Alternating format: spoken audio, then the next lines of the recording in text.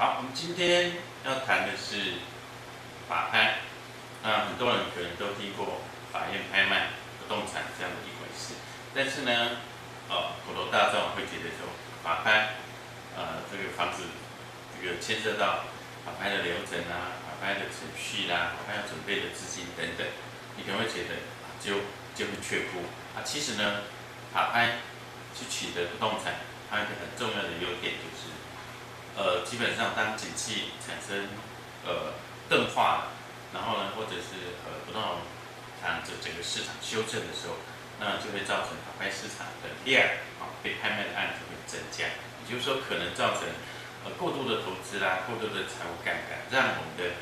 投资人呢或者是投资客呢面临未来还款的一个状况产生了延滞。那产生延滞以后呢，就银行端来讲，他或者是债权人，他一定会呢尽快的把他手中握有的担保物，然后从循公开合法的程序拍卖掉，那加速收回他的债权，所以呢就会产生法拍市场这样的一个市场。好，那既然法拍是一个市场，是一个机会，那对一个投资人来讲，或对一个自住的朋友，你可能市价比如说1000万，你可以在法拍市场拿到800万或甚至600万不等的房子。我相信每个人都很乐意看到这样的结果。但是呢，我刚刚提过，你会觉得会有障碍，为什么？因为它有太多的知识或专业要去了解。所以呢，今天我们课程的重心就是希望很清楚、最实例的、最简单的方式，告诉我们的所有的制作的朋友也好，投资的朋友，怎么样在这个市场很轻松的入门不是那么艰深复杂的一个叫做法拍这样一个既有的想法那我们先来看景气的循环。现在是103年，那往前推台湾的房地产市场，那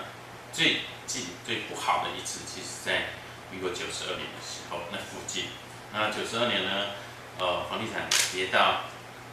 比较深的位置，然后加上呢那一年又发生了 SARS， 那就会造成我们称之为叫加速破底。大家谈到房子，可能大家面蓝色，因为房价不好那当时政府就启动了救房的一个政策，比如说土地增值税减半的策略，然后呢让整个市场活络。那展望回去这10年来，它就有一个多头行情出来，那涨幅都好几倍。那就一个你要自住的朋友也好，或你要投资的朋友，你能抓到那个行情的买点，那你相对自住的成本下降，或者你相对拥有投资赚钱的机会。那另外呢，我们再来看，既然是92年，那回头来看，我们上一次台湾房地产第一次产生泡沫的时候就是高点反转，其实在民国79年这附近。那79年呢，既然是一个从现在来看是一个上一次的高点，那里面就有一些征兆了，比如说产生股票的崩盘从12000点暴跌到2400点。那房地产股市一崩盘，其实面临的什么？你的证券户你有可能会怎么样？违约交割，或者违约交割，那耗子就帮你执行断头追缴保证金断头。那回头来看房地产这个市场，它是一个放款，那最大的债权人其实是银行台湾现在的放款余额，包括住宅修缮，甚至建商的营建融资，已经高达7.5兆，那更高。那这样的情况下呢，也就代表所有的建商也好，甚至投资客也好，甚至自住的朋友，你有可能70%呢，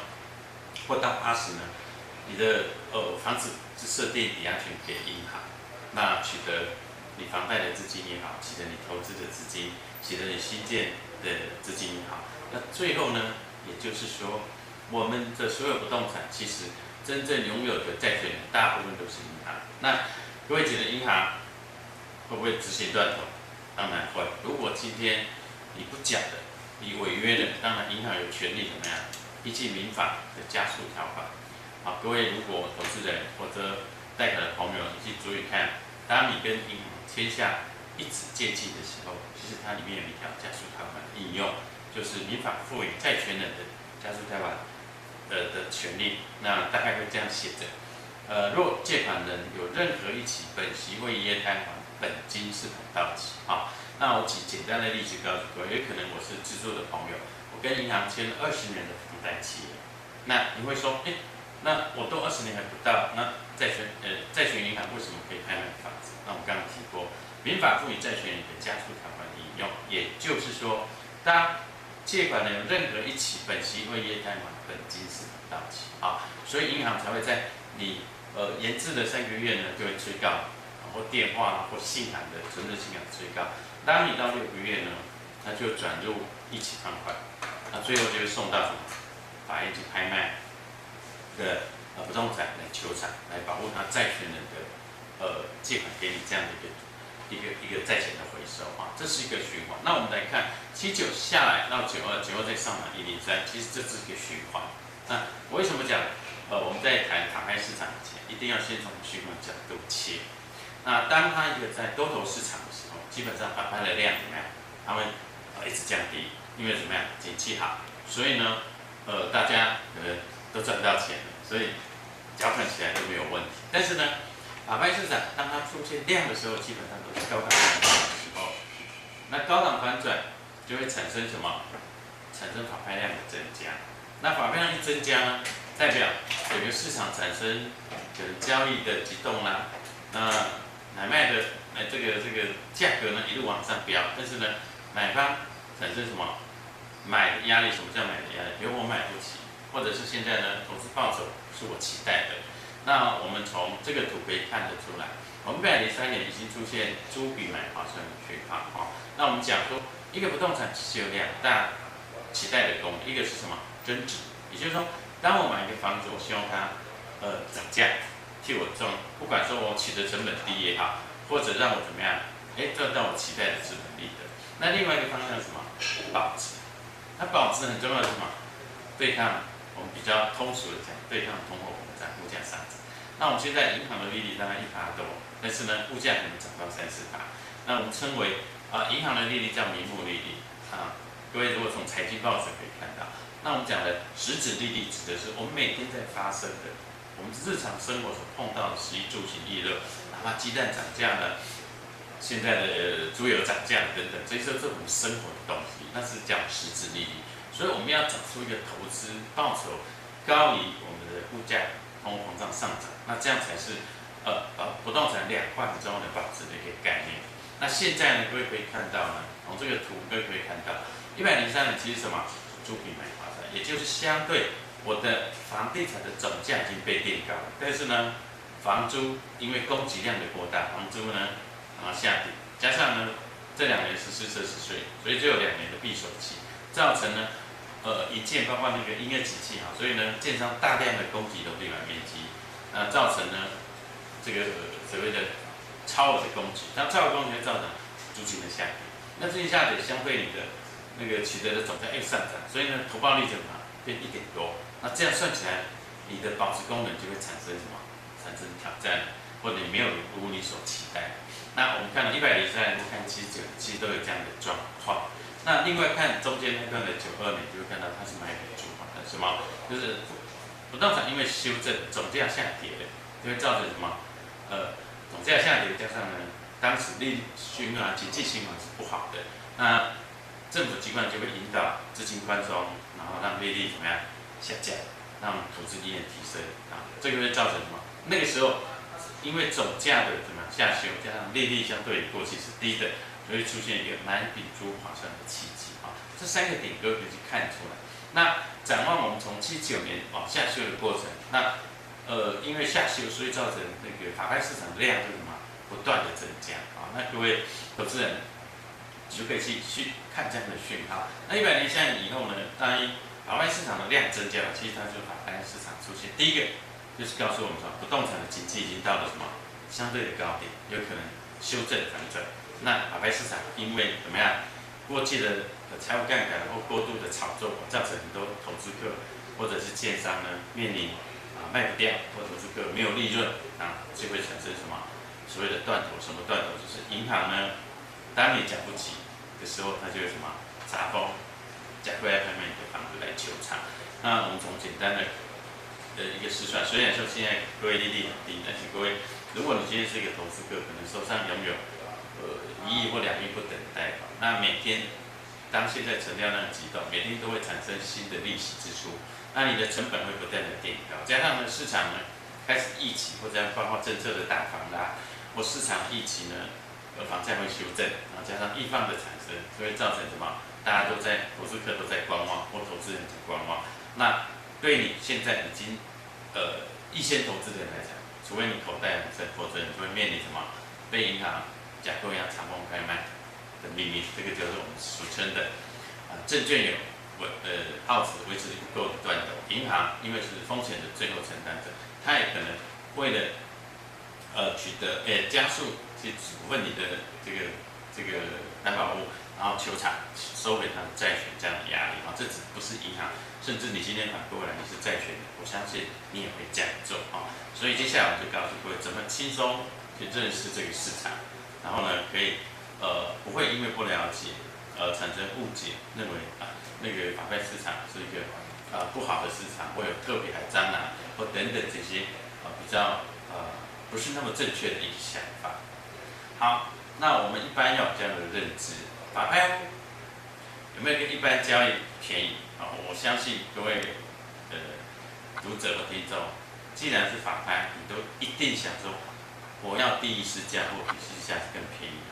这样你才会去了解这个市场，而且它的空间要一定，你才会愿意投入这个市场参与竞标。那用比较低于市场的价格去取得这个竞标的标的物，那第一个你也可以自助买便宜的，再来你也可以当成投资。可以赚中间的差价所以呢，总底价大概低于市场的2到3成你认为这样可以投标吗？这几个主题要去思考。再来，你要投标的总价怎么决定才是合理的？这也是你要去思考的地方。另外，你会不会担心过去看到报纸有海蟑螂围标等等这些事情？那你敢下去投吗？这是你要去思考的问题。再来，真的目前法院真的还有海蟑螂把持存在吗？这是一般我们主观的想法说，应该有，一定有。但是呢，事实上如何，我们从后面来做分解。好，第一个，我们先从认识法拍屋开始。什么叫法拍屋？其实呢，我们每个地方都有地方法院我们的地方法院的民事执行处呢，是帮处理拍卖债务人的房地产因为债权人的主张、债权人的要求、债权人要收回债权，所以呢假扣押了，然后把房地这个百挂物呢送到这个法院民事执行处，然后就经过鉴价啦、经过程序啦、公告等等在公开市场，在地方法院的公开市场去做拍卖，所以它称为法拍屋称为法拍屋。好，那我们第一个要认识的是法拍屋的底下几个消极之和。第一个，没有行为能力者及限制行为能力者这两个。那无行为能力一般讲，7岁民法的规定7岁以下，或者受禁资产宣告的朋友。那另外呢，限制行为能力就指7岁以上20岁以下再来呢，债务人。好，那你当然你是债务人，你这欠钱人怎么可能再去再去标购你的法拍屋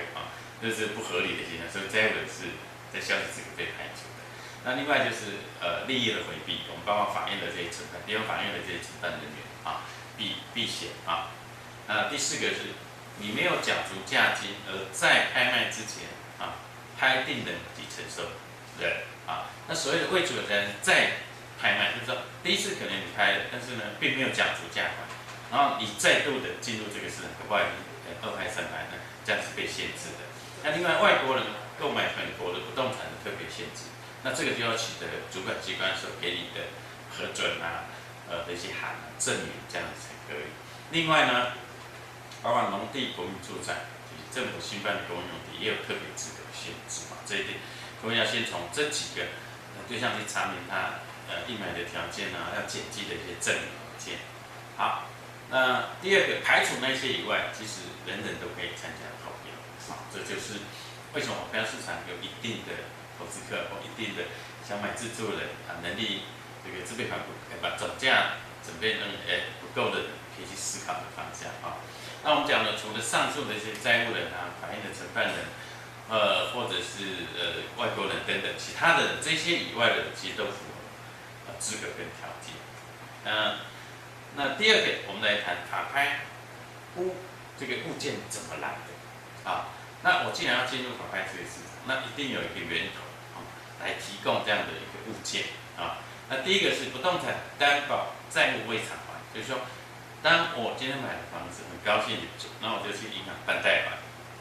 但是呢，因为某种因素，比如说我失业了，比如说我碰到什么特别的状况了，我缴不起了，那抵押权人，我们讲抵押权一般就是银行最极多哦，那还有可能是什么？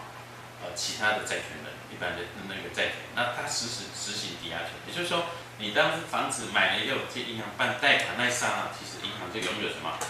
这个债权人就拥有抵押权。那抵押权当你不还的时候，对不起，那我刚刚讲过，有任何一起不还，其实银行就可以主张你的期限已丧失，然后就会什么？就执行他的抵押权啊，去拍卖你的不动产。那第二个是什么？第三人提供不动产给债务人啊，然后设定抵押权，啊，这个债务人呢不还的啊，你是提供的，所谓的提供，很简单例子啊，比如说我跟我太太是夫妻，但是呢，我太太就提供了房子，让我去跟债权人借钱，设定抵押权借钱，你是物的提供者，那当我债务人我还不起的时候，你提供的你的房子啊，这个叫做第三人提供，你有可能被什么？也一样被面临讲未央查封这样的物件来源啊，这很大类。